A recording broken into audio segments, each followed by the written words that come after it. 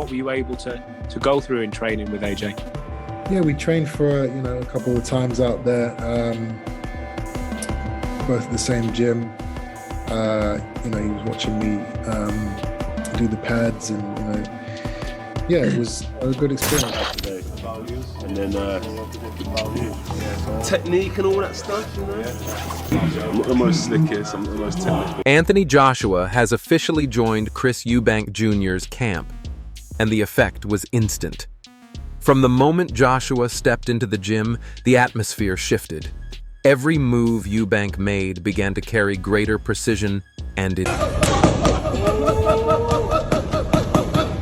Nice.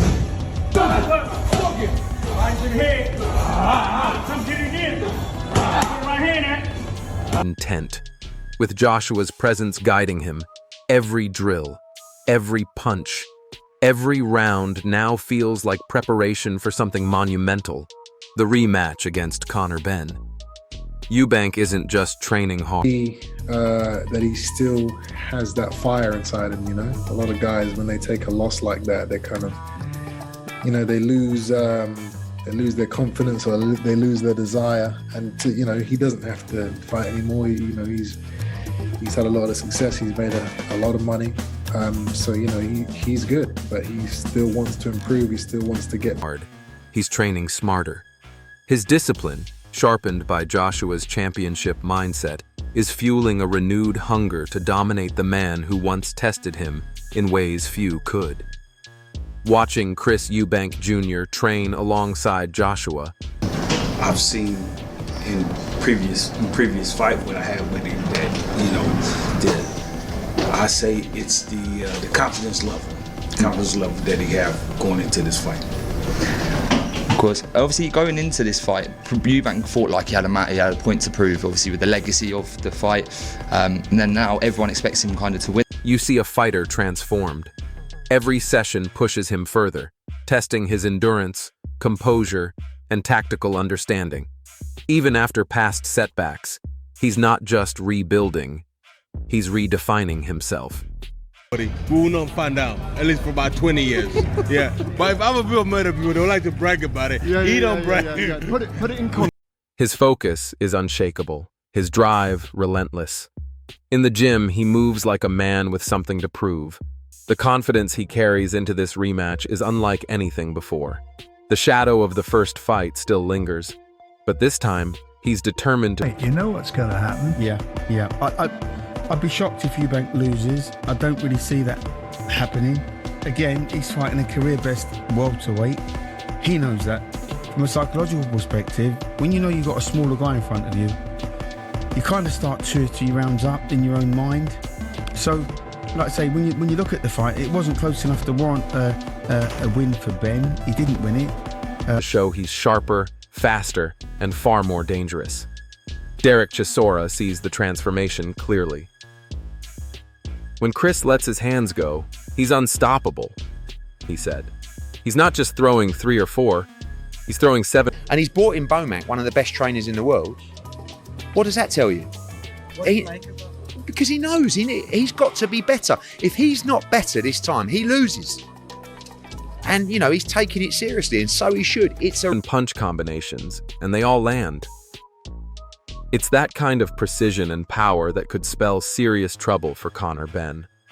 Chisora believes that if Eubank stays disciplined and uses his physical advantages, Benn will be forced onto the back foot. It's only the first time. I'm not going to promise you now, for as long as he's fighting, it won't be the last. Foot all night. Duke McKenzie echoes the sentiment, claiming he would be shocked if Eubank were to lose. He's fighting at his career best right now, McKenzie said. Having a smaller opponent in front gives him the psychological edge. The first fight wasn't close enough to justify a different outcome. His style, Conor Benn. Conor Benn's not a massive puncher, not even at welterweight. So really, he's kind of mugged himself off a little bit by saying, I'm going to knock this guy out. He didn't give Eubank enough respect. Like I say, he was throwing shots at several points in that fight, and he wasn't even looking where they were going. It was just like head down, just winging the shots over. He believes Eubank's experience, coupled with Joshua's guidance, puts him in the perfect position to dominate once again. Hearn, ever the realist, sees things from both sides. Eubanks brought in Mac, one of the best trainers in the world, Hearn revealed. That tells you everything. He knows he has to improve. If he doesn't, he loses. He's taking it seriously, and that's what makes this rematch so intriguing. You have to follow the weight classes. You have to follow directions and orders, and that's why we have weight classes. For 1 pound makes a huge difference. I mean, this guy was almost fainting trying to make weight. Hearn points out that this isn't just another rivalry. It's a career-defining fight for both men. Conor Benn, however, hasn't lost any of his fire. Speaking to the media, he admitted that emotions nearly boiled over when the two crossed paths again. "I'm glad security got hold of me because I was ready to go," Benn said, half joking but fully serious. "If they hadn't stepped in, I'd have charged at him." He acknowledges his temper has always been part of him, but promises that this time, I don't think at this stage Eubank can do a lot more else. He'll try and do what he did, on fight night. It's whether he can go to the well again. I don't think so. If the fight becomes as hard and if it's as the pace and ferocity of a first fight, I'd be very surprised and I'd be amazed if Eubank can do all that again. His aggression will be focused, not reckless. Yet McKenzie doesn't buy into Benn's intimidation tactics. "Conor's not a massive puncher, not even at welterweight," he said bluntly. He mugged himself off, claiming he'd knock Eubank out. He didn't give Chris enough respect, throwing shots without even looking. He's not his dad, and raw aggression won't win this fight. Eddie Hearn adds another layer of truth. Conor's got heart, but he needs to be smarter. He's winging away with... This fight for me is a lot closer. I'm catching it, calm me down a little bit on the outside, and not push his work, his head movement, short steps, on the outside, unnecessary energy. Without a real plan, trying to walk Eubank down. But Chris can outbox him. He's precise, calculated. Conor's aggression could play straight into his hands. For Hearn, it's all about balance. Benn must find a way to stay aggressive while remaining composed, or risk being dismantled by Eubank's control of range and rhythm. Dave Coldwell takes a measured stance. "Eubank showed us everything in the first fight," he said. "The challenge now is maintaining that same level. Repeating that performance won't be easy, but his dedication..." Conor is a far better fighter than Chris Eubank Jr. is a boxer. Technically, yeah. And that's the problem that Chris Eubank Jr. is having. He's got this thing in his mind. He's a masterful boxer. No, you're not. No. I'm sorry, no, you're not. He's been... Patience and experience make him dangerous. Benn can hope for a repeat, but Chris will adapt. That's what great fighters do. Coldwell believes that the mental and tactical battle will be just as intense as the physical one, and that Eubank's experience could be the deciding factor. Carl Froch agrees that the rematch will be closer, but still favors Eubank's evolution. "Chris has learned a lot from the first fight," Froch noted. "Benn rushed his work, wasted energy with unnecessary movement. Eubank can now manage the pace." In the end, sort of bigger guy won it. The rematch is going to be interesting, I think. He's now realised that I can hurt that fighter. I've felt the other fighter's power.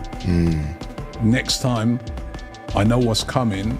I think he might even do better in the next one. I think he's got a shout to win it. And Eubank's older. I get these fights, but you do want to see Benn. Can you kick on to try and win a... He's better and make him pay for mistakes. This one's going to be tactical. If Eubank controls the tempo, he wins. Analyst Ade Oladipo believes the rematch is fascinating for another reason. "The bigger guy won the first time, but now both know what they're dealing with," he explained. Eubanks felt Benn's power. That makes him even more dangerous. He's older, but wiser. Meanwhile, Benn's desperate to prove himself as a future world champion. Oladipo predicts a packed stadium at Tottenham once again, with fans split down the middle, one side expecting redemption, the other a repeat. Adam Smith sees this fight as a potential turning point in Eubank's career. "If Chris wins this, it's not just revenge, it's revival," Smith said.